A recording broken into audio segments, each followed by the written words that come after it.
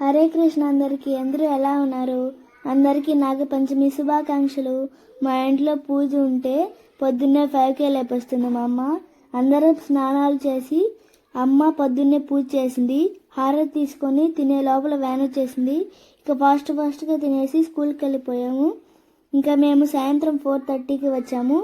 మేము వచ్చే లోపల అన్నీ రెడీగా ఉంచింది. మేము వచ్చి ఫాస్ట్గా రెడీ అయ్యి పుట్ట దగ్గరికి వెళ్తున్నాము. మా సైడ్ అయితే అన్ని మామిడి చెట్లు, అరటి చెట్లే ఉంటాయి. మా ఇంటి దగ్గర నుండి పుట్ట దగ్గరికి వెళ్ళేసరికి 10 మినిట్స్ పడుతుంది. మా వాళ్ళందరూ వచ్చేసప్పటికి 10 మినిట్స్ కాస్త 20 మినిట్స్ అయిపోతుంది. ఇక్కడైతే హైవే పనులు జరుగుతున్నాయి. మేమైతే వచ్చేసాము. మా వాళ్ళు ఇంకా రాలేదు. మా గ్యాంగ్ అంతా చాలా డౌట్స్ ఉంటాయి కదా, ఇవి మామూలు సాధారణమైన డౌట్స్ కాదు. మీరే చూడండి. బరగలేవే పుట్లో ఒక బరకేనా కాములు నిజంగా ఉండదు దాంట్లో చేపిస్తే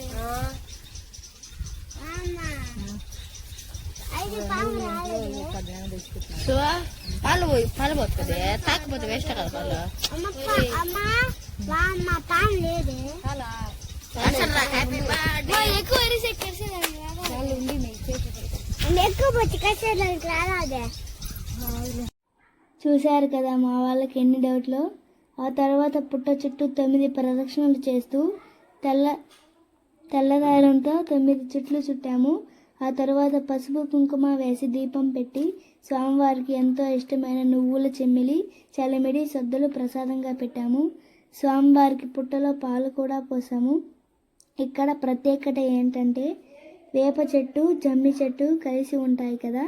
జమ్మి చెట్టు ఉన్న దగ్గర సాక్షాత్తు పరమశివుడు కొలువై ఉంటాడని అదొక నమ్మకం కదా. ఆ తర్వాత స్వామివారికి దండం పెట్టుకొని ప్రసాదం తీసుకున్నాం. ఇక్కడ నేను కూడా ప్రసాదం తింటున్నాను. ఈరోజు ఇంకో స్పెషల్ కూడా ఉంది. మా తమ్ముడు బర్త్డే.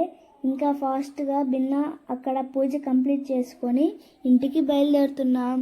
ఇక్కడ నేను కూడా ప్రసాదం తింటున్నాను. అంతలోపలే మా వాళ్ళకి అందరికి అలుపు వచ్చి ఇక్కడ ఒక గడ్డ మీద కూర్చొని ఆడుకుంటున్నారు చూడండి. మా వాళ్ళు చూడండి ఎక్కడికి వచ్చినా ఇదే అలా ఎప్పుడు అల్లరి చేస్తూనే ఉంటారు. దారిలో కనిపించిన వారికి ప్రసాదం పెట్టుకుంటూ వచ్చాం. మధ్యలో తాత కనిపించాడు. ఆ దూడలు చూడండి మమ్మల్నే చూస్తున్నాయి, భయపడుతూ చూస్తున్నాయి కదా. ఇంకా తాతకు కూడా ప్రసాదం పెట్టేసి ఇంటికి వచ్చాం.